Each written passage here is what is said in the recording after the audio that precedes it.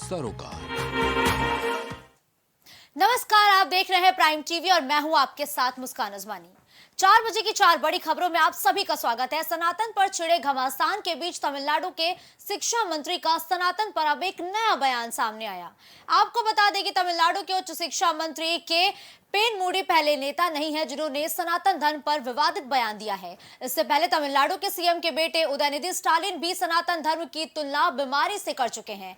आइए आपको सुनाते हैं कि सनातन पर डीएमके के उच्च शिक्षा मंत्री ने क्या कुछ कहा है।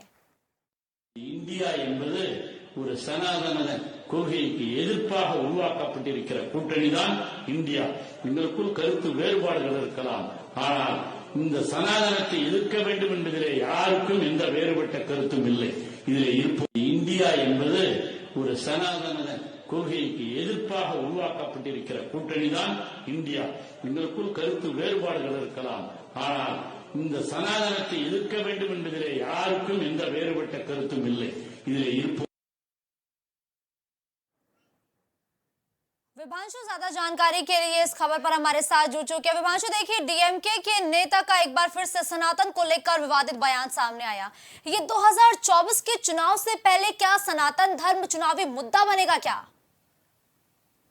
जी बिल्कुल, कहीं ना कहीं देखा जाए तो सनातन धर्म के ऊपर जो लगातार टिप्पणियां हो रही है, ये 2024 के चुनाव में कहीं ना कहीं एक सियासी मुद्दा बनकर उभरते हुए नजर आ रहा है। आपको बता दें कि बीते दिन जहां तमिलनाडु के मुख्यमंत्री स्टालिन के पुत्र उदयनिधि की तरफ से एक बयान दिया जाता है, जिसमें कहा जाता है कि सनातन धर्म कोविड और डेंगू के जैसा है। जिसमें ठीक बात अगर बात की जाए तो कांग्रेस नेता AK राजा की तरफ से एक बयान कहीं ना कहीं सनातन धर्म को टारगेट करते हुए आता है। वही अब बात की जाए तो तमिलनाडु के शिक्षा मंत्री की बात करें तो उनकी तरफ से एक बयान आया है, जिसमें साफ तौर से के मोदी की तरफ से सनातन पर हमला किया गया है और साफ तौर से सनातन को एक मरीज से तुलना किया गया है।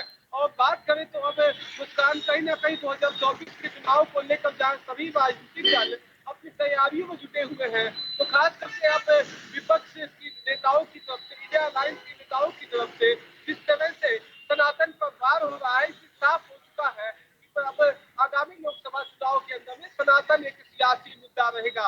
अगर बात लेकिन देखिए विभांशु, ये महज एक पार्टी का बयान नहीं मान सकते, क्योंकि INDIA में तमाम दल एक साथ आ चुके हैं। ऐसे में कभी उदयनिधि स्टालिन की तरफ से ऐसे बयान दिए जाते हैं, अब एक बार फिर से शिक्षा मंत्री की तरफ से ये बयान दिया गया है। डीएमके के मंत्री भी रह चुके हैं ये। ऐसे में क्या 2024 के चुनाव से पहले ये सनातन धर्म को लेके ये बयान देने का मकसद क्या है, इसके सियासी मायने क्या निकाले जाए विभांशु? जी बिल्कुल, अगर साफ तौर से देखा जाए तो जैसे उत्तर प्रदेश से अगर तुलना करके चले तो आप देख रही है कि समाजवादी पार्टी के राष्ट्रीय महासचिव स्वामी प्रसाद मौर्य सनातन और सनातन धर्म के तमाम ग्रंथों को लेकर सवाल उठा चुके हैं, मगर सियासी लाभ हुआ नहीं है। ठीक वैसे ही अगर बात की जाए तो कांग्रेस पार्टी के नेता AK राजा, चाहे बात की जाए तमिलनाडु के मुख्यमंत्री के पुत्र अगर देखें उदयनिधि स्टालिन, चाहे अब बात करें तो कर्नाटक, माफ करिएगा, तमिलनाडु के शिक्षा मंत्री के बयान के बाद से ये साफ हो चुका है मुस्कान कि 2024 के अंदर में इसका लाभ लेने को लेकर इंडिया अलायंस के नेता लगातार सनातन धर्म पे सवाल उठा रहे हैं। अगर बात की जाए तो समाजवादी पार्टी के राष्ट्रीय महासचिव तमाम बयान जारी करते हैं, उनकी तरफ से कहा जाता है कि सनातन को लेकर तमाम सवाल खड़े किए जाते हैं। इससे साफ है कि कहीं ना कहीं जो उत्तर प्रदेश के अंदर में समाजवादी पार्टी PDS फॉर्मूले के तहत चुनाव लड़ रही है, उससे साफ हो चुका है कि इंडिया अलायंस कहीं ना कहीं OBC SC वोट बैंक पर अपना सेधमारी की तलाशी में कहीं ना कहीं सनातन को निशाना बनाते हुए नजर आ रही है। अब देखिए विभांशु, तमाम प्रदेशों के अलग अलग नेता सनातन धर्म को लेकर टिप्पणी कर रहे हैं। अभी आपने स्वामी प्रसाद मौर्य का जिक्र किया, उन्होंने भी सनातन धर्म को लेकर काफी विवादित बयान दिया, विवादों में भी रहे हैं। ऐसे में अब ये आवाज तमिलनाडु से लेकर कर्नाटक तक में भी सुनने को मिल रही है। 2024 के चुनाव से पहले ये जो सनातन धर्म को लेकर के लगातार बयान दिए जा रहे हैं, ये कितना बड़ा नुकसान हो सकता है INDIA के लिए? जी बिल्कुल, अभी ये कहना साफ नहीं होगा, क्योंकि चुनाव नतीजों के बाद कितना वोट पोलराइज हुआ उसके बाद साफ होगा। मगर निश्चित तौर पर हम देखा था उत्तर प्रदेश के नेताओं को उदाहरण लेके देखा जाए तो स्वामी प्रसाद मौर्य के बयान के बाद से उनकी तरफ से रामचरितमानस को जो बयान दिया गया था तमाम पंक्तियों को लेकर, जिसके बाद से सपा का जो प्रदर्शन रहा निकाय चुनाव में वो बेहद ही खराब रहा। ठीक वैसे ही अब इंडिया अलायंस एक होकर चुनाव लड़ रही है और कांग्रेस पार्टी के नेता, साथ ही साथ डीएमके के नेता और उत्तर प्रदेश के समाजवादी पार्टी के नेता कहीं ना कहीं सनातन को लेकर हमलावर है। इसका कितना लाभ होगा वो तो निश्चित तौर से चुनाव के बाद साफ होगा।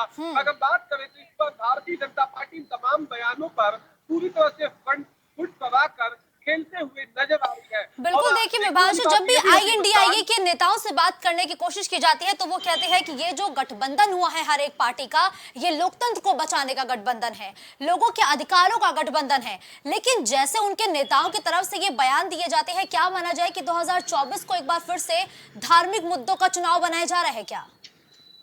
जी बिल्कुल, 2024 के लोकसभा चुनाव से पहले 4 राज्यों में मुस्कान विधानसभा चुनाव है। अगर बात की जाए तो राजस्थान, मध्य प्रदेश, छत्तीसगढ़ और तेलंगाना के अंदर में विधानसभा चुनाव होने को है। अगर बात करें तो इसमें साफ तौर से जो तमाम बयानबाजियां आ रही है, इसका जो परिणाम होगा तो निश्चित तौर से अगर अलायंस एक साथ चुनाव लड़ा इन 4 राज्यों में, इस परिणाम पर कहीं ना कहीं असर डालेगा कि इसका लाभ हुआ या हानि। और अगर बात करें तो इन बयानों को लेकर जहां एक तरफ इंडिया अलायंस के नेता ये कहते हुए नजर आ रहे हैं कि Indian national democratic inclusive alliance, यानी कि इंक्लूसिव जो शब्द है उसमें साफ तौर से कहा गया है कि समावेशी, तो कितना समावेशी गठबंधन है वो भी कहीं ना कहीं विधानसभा चुनाव तक सामने होगा। बिल्कुल ठीक है, धन्यवाद विभांशु इस खबर पर हमारे साथ जुड़ते हुए तमाम अपडेट और जानकारी हमारे दर्शकों तक पहुंचाने के लिए।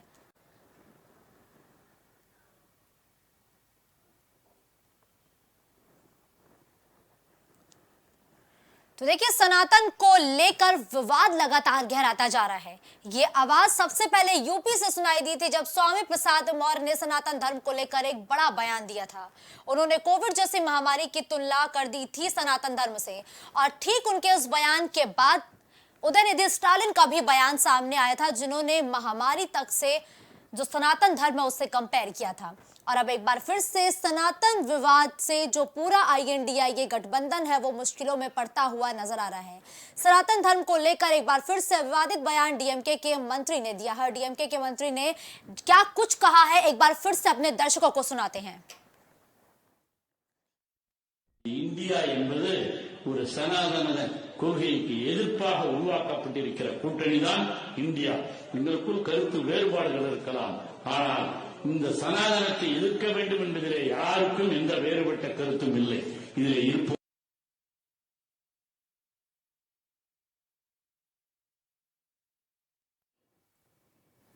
तो देखिए, डीएमके के नेता पोन मुड्डी ने एक ये बयान दिया है।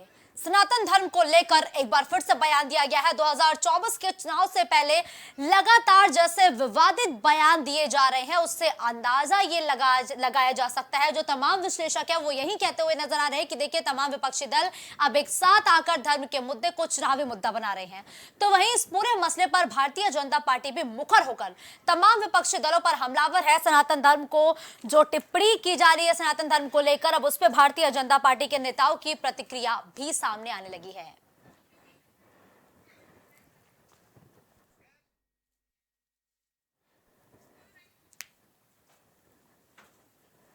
तो देखिए, डीएमके के मंत्रियों के बयान पर सियासी घमासान तेज हो गया है। जहां एक तरफ भारतीय जनता पार्टी विपक्षी दलों पर हमलावर है, तो विपक्षी दल लगातार सनातन धर्म पर हमलावर हैं और आईएनडीआईए गठबंधन अब लगातार मुश्किलों में फंसता हुआ नजर आ रहा है।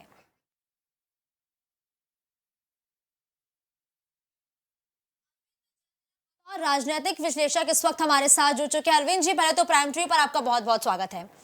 जी बहुत बहुत धन्यवाद। तो देखिए अरविंद जी, लगातार जिस तरीके से सनातन धर्म को लेकर बयान दिया जा रहा है, 2024 के चुनाव से पहले सनातन धर्म को किस तरीके से जोड़ के देखा जाए?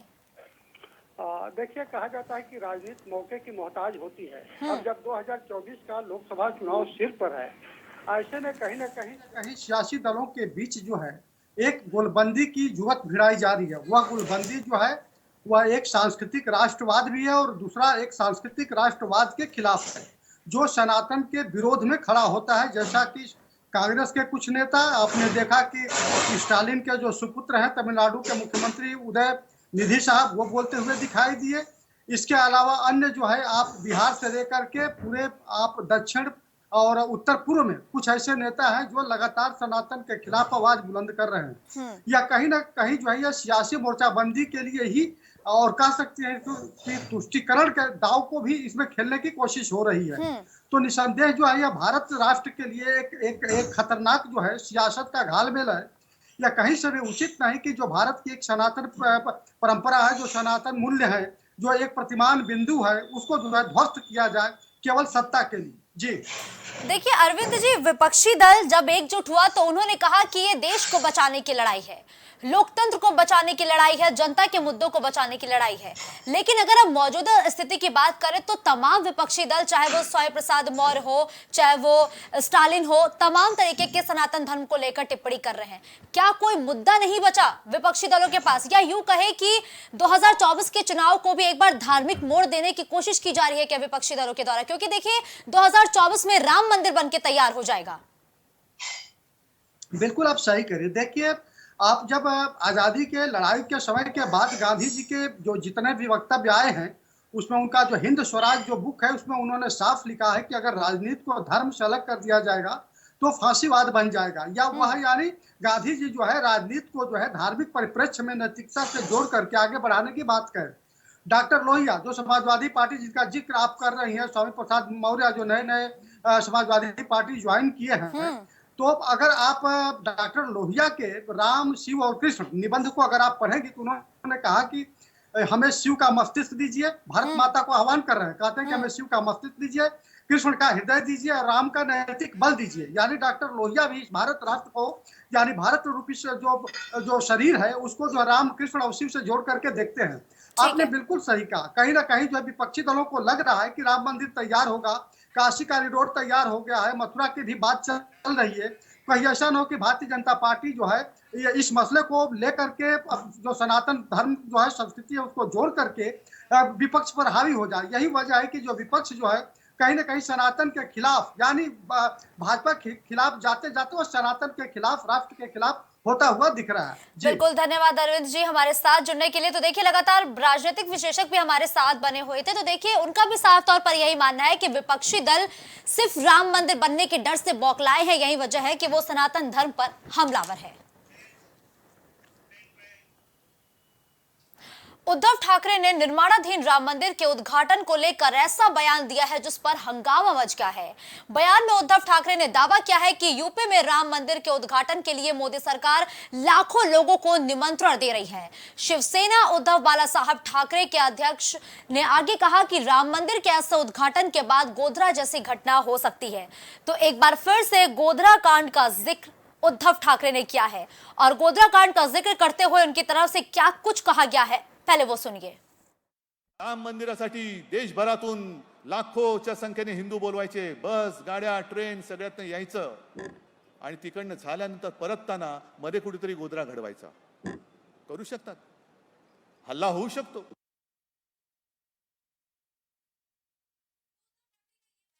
उद्धव ठाकरे ने राम मंदिर के निर्माण को लेकर बयान देने के साथ ही एक बार फिर से गोधरा कांड की याद दिलाई है और कहा है कि भारतीय जनता पार्टी गोधरा कांड को दोहराना चाहती है। दरअसल गोधरा कांड 27 फरवरी 2002 का वो कांड है जब गुजरात के गोधरा स्टेशन से रवाना हुई साबरमती एक्सप्रेस ट्रेन की बोगी में आग लगाई गई थी, जिसमें तकरीबन 60 लोगों की मौत हो गई थी। सांप्रदायिक हिंसा भी उसके बाद बहुत ज्यादा भड़क गई थी। तकरीबन 1500 लोगों के खिलाफ एफआईआर दर्ज की गई थी। और अब इसी मामले को एक बार फिर से याद दिलाते हुए जो उद्धव ठाकरे हैं वो मोदी सरकार पर हमलावर हैं और उन्होंने साफ तौर पर यह कहा है कि गोधरा कांड 2 हो जाएगा अगर भारतीय जनता पार्टी वापस सत्ता में आती है। तो उद्धव ठाकरे को आखिर गोधरा कांड की याद क्यों आई है? गोधरा कांड के बहाने एक बार फिर से अपनी सियासी रोटी को उद्धव ठाकरे सेकते हुए नजर आ रहे हैं। विवेक का रुख करते हैं जो इस वक्त लाइव इस खबर पर ज्यादा जानकारी के लिए हमारे साथ जुड़ चुके हैं। विवेक, देखिए 2024 का लोकसभा चुनाव है, हर एक पार्टी की अपनी तैयारी जोरों शोरों पर है। ऐसे में उद्धव ठाकरे को आखिर गोधरा कांड की याद क्यों आई है एक बार फिर?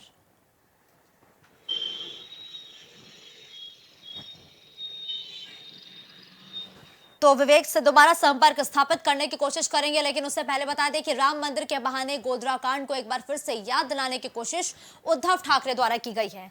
27 फरवरी साल 2002 के गोधरा कांड की याद साल 2023 में एक बार फिर से उद्धव ठाकरे को आई है और उद्धव ठाकरे ने कहा कि एक बार फिर से मोदी सरकार गोधरा कांड करवाना चाहती है, सांप्रदायिक हिंसा भड़काना चाहती है और इस सांप्रदायिक हिंसा की आग में लोगों को जला करके निस्तनाबूद करना चाहती है। ये तमाम ऐसे आरोप है जो उद्धव ठाकरे ने एक सामूहिक मंच साझा करते हुए भारतीय जनता पार्टी पर लगाए हैं। एक बार फिर से विवेक ज्यादा जानकारी के लिए इस वक्त हमारे साथ जुड़ चुके हैं। विवेक, साल 2002 का वो कांड जिसके एक बार फिर से उद्धव ठाकरे को 2023 में याद आई है, ये गोधरा कांड की याद एक बार फिर से क्यों ताजा हो गई है?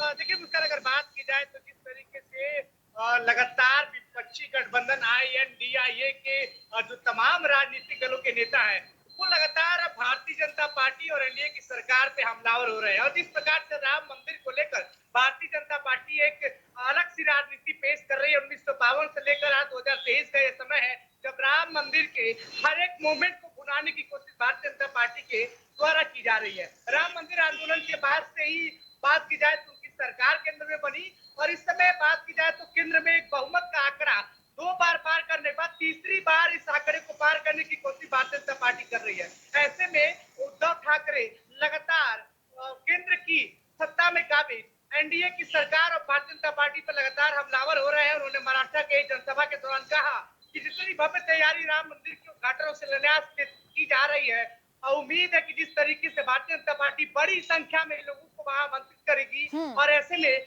गोधरा जैसा एक और कांड हो सकता है। उन्होंने गोधरा की याद को फिर से 21 साल बाद ताजा कराया है। अगर बात की जाए तो अब तक का सबसे बड़ा हमला विपक्षी गठबंधन INDIA की तरफ से भारतीय जनता पार्टी पर और खुद देश के प्रधानमंत्री नरेंद्र मोदी पर लगा है।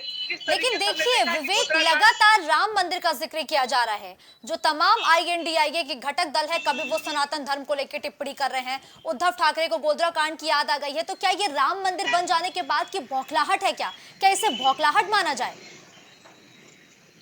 देखिए, राम मंदिर बनने की बौखलाहट इसे माना जाए या फिर बात की जाए कि महाराष्ट्र में जिस प्रकार से उद्धव ठाकरे की पिता के द्वारा बनाई गई एक पार्टी के 2 पार्ट, अगर बात की जाए तो राम मंदिर आंदोलन में अगर सबसे पहला कदम किसी ने लगाया था तो वो उद्धव ठाकरे के पिता बाला साहब ठाकरे थे। बाला साहब ठाकरे ने राम मंदिर आंदोलन में सक्रियता निभाई थी और सबसे आगे राजनीतिक दलों में आगे रहे थे। तो अब उनके बेटे गोधरा कांड की याद दिला रहे हैं। देश के प्रधानमंत्री को सीधे तौर पर टारगेट कर रहे हैं और भारतीय जनता पार्टी को टारगेट करते हुए आगामी लोकसभा चुनाव के लिए महाराष्ट्र साइकिल फूंक दिया है। अगर बात करें तो उत्तर प्रदेश में जहां 80 लोकसभा सीटें हैं, महाराष्ट्र में 48 है, यानी दूसरे नंबर पर महाराष्ट्र है जहाँ पे 48 लोकसभा सीटें आती हैं।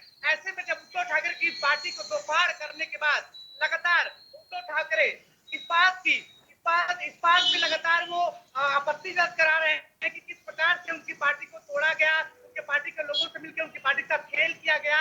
अब सीधे तौर पर केंद्र में काबिज सत्ताधारी पार्टी भाजपा को महंगाई, बेरोजगारी अलावा तमाम ऐसे मुद्दों पर वो आरोप प्रत्यारोप लगा रहे हैं। उधर बिल्कुल ठीक है, धन्यवाद विवेक इस खबर पर हमारे साथ जुड़ते हुए तमाम अपडेट और जानकारी हमारे दर्शकों तक पहुंचाने के लिए।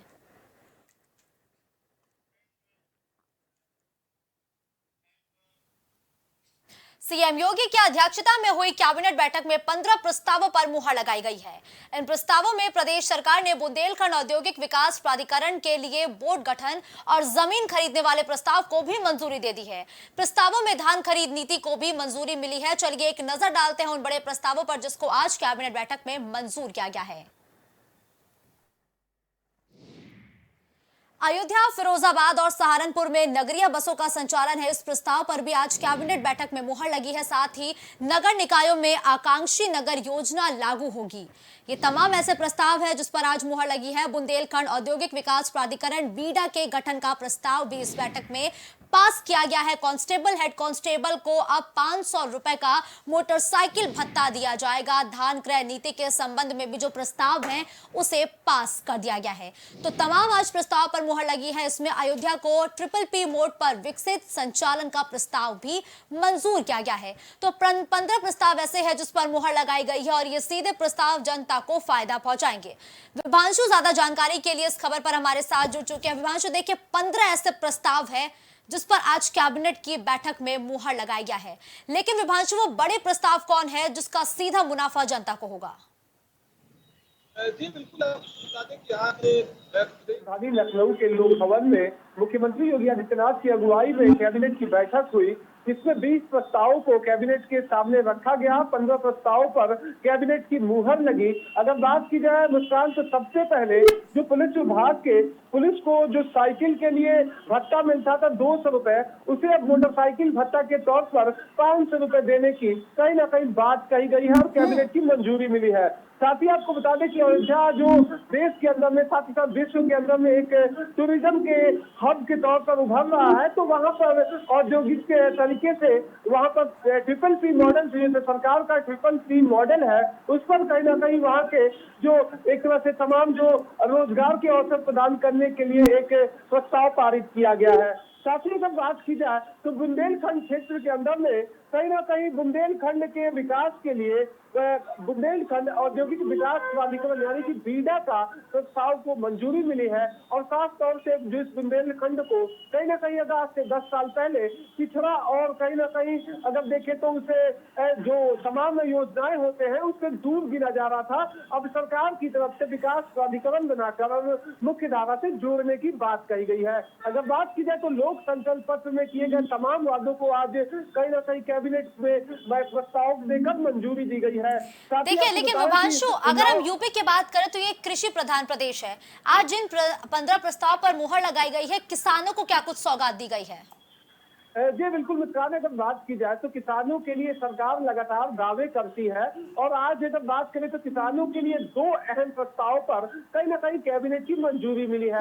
पहला अगर बात की जाए तो 25 से अधिक गायों का एक गौशाला बनाने वाले किसानों को 50% सब्सिडी देने की बात कैबिनेट के अंदर में आज कही गई है। साथ ही अगर बात की जाए तो जो हाल फिलहाल में बात करें तो उत्तर प्रदेश में जो धान के किसान हैं वो क्रय और विक्रय केंद्र को लेकर लगातार सवाल उठाते हुए नजर आ रहे थे। अब अगर बात की जाए तो आज कैबिनेट की बैठक में किसानों की बेहतरी के लिए धान के क्रय एवं विक्रय केंद्र खोले जाने को लेकर कैबिनेट की मंजूरी मिली है। साथ ही आपको बता दें कि 2 जगहों पर पुलिस वाहिनी का स्थापना की बात भी आज कही गई है, उसको मंजूरी मिली है। जब बात की जाए तो शामली और गोरखपुर में पीएसी की वाहिनी खोलने की बात भी कहीं ना कहीं आज साफ हुई है। वहीं अगर बात की जाए तो संबल औरैया के अंदर में आवासीय भवनों का निर्माण, जो पुलिस विभाग के तमाम लोग हैं उनके आवासीय भवनों के निर्माण की मंजूरी मिली है। साथ ही अगर बात की जाए तो वीरांगना उदा देवी के नाम से महिला पुलिस बटालियन के लिए आवासीय भवन की मंजूरी मिली है लखनऊ में। तो साफ तौर से देखा जाए तो उत्तर प्रदेश के हर एक कोने के लिए आज कहीं ना कहीं सौगात उत्तर प्रदेश की सरकार देते हुए नजर आई है। ठीक है विभांशु, देखिए विशेष सत्र के आयोजन से पहले ये कैबिनेट बैठक है जिसमें हर एक तबके का ध्यान रखा गया है, प्रदेश के हर एक जिले का ध्यान रखा गया है। क्या इस कैबिनेट बैठक में लिए गए फैसलों का असर विशेष सत्र में भी देखने को मिलेगा क्या?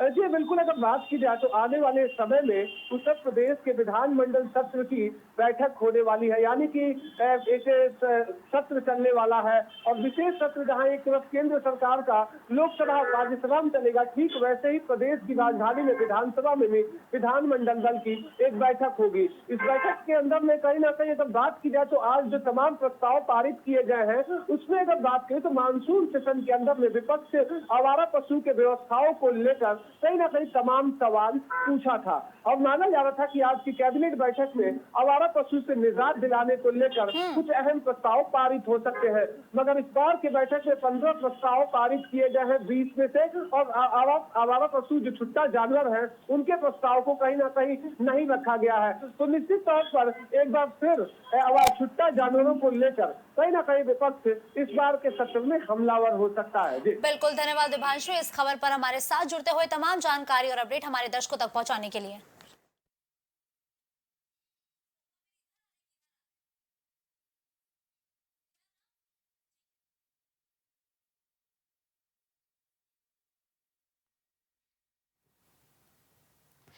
तो दिन दहाड़े लूट और गोलियों की गूंज, ये जो तस्वीरें आप मेरे बगल देख पा रहे होंगे, ये कोई मामूली तस्वीरें नहीं हैं, ये एक लूट की तस्वीरें हैं और ये लूट एक बार फिर उसी जगह पर की गई है जहां साल 2021 में लूट की बड़ी वारदात को अंजाम दिया गया था।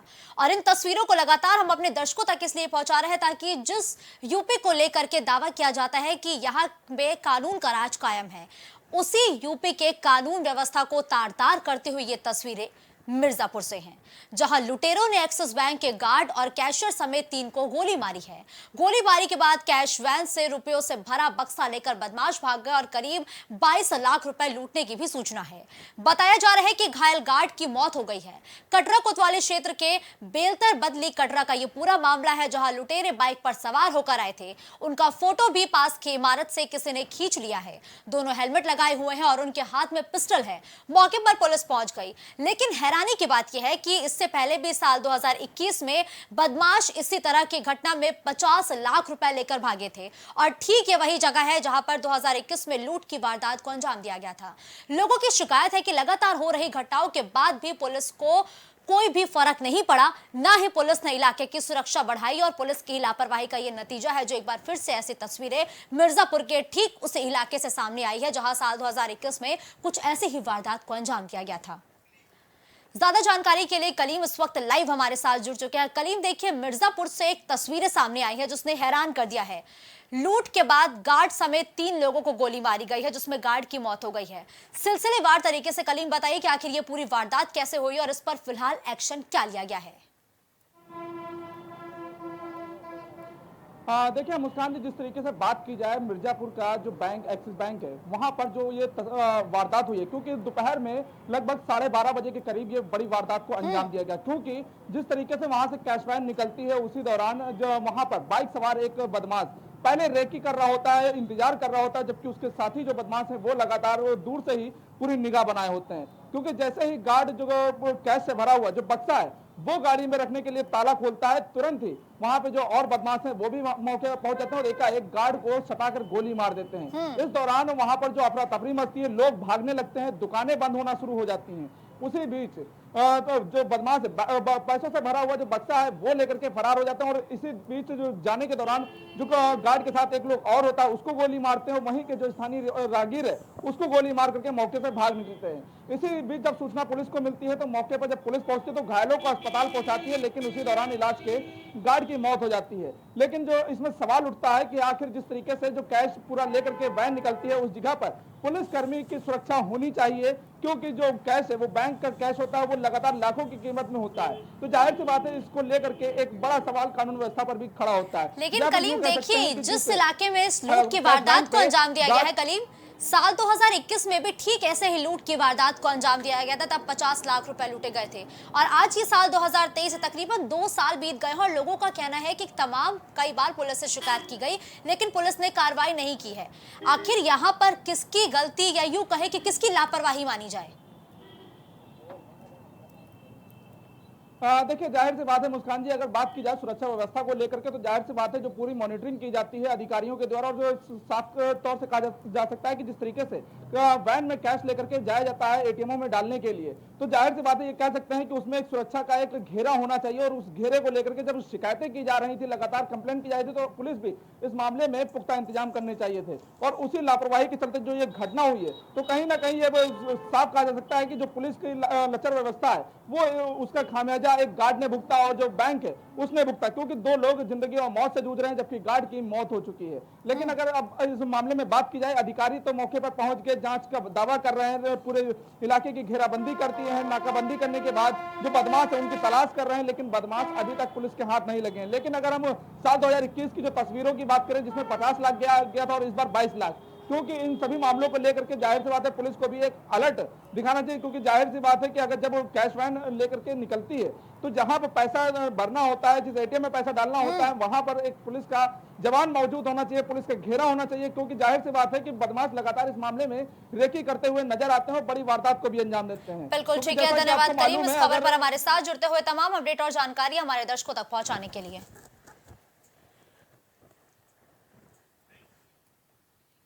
खबरों का सिलसिला यूं ही जारी रहेगा। देश दुनिया की तमाम बड़ी खबरों के लिए आप देखते रहिए प्राइम टीवी। कुछ भाव पुष्प। आप देख रहे हैं प्राइम टीवी, सच साहस सरोकार।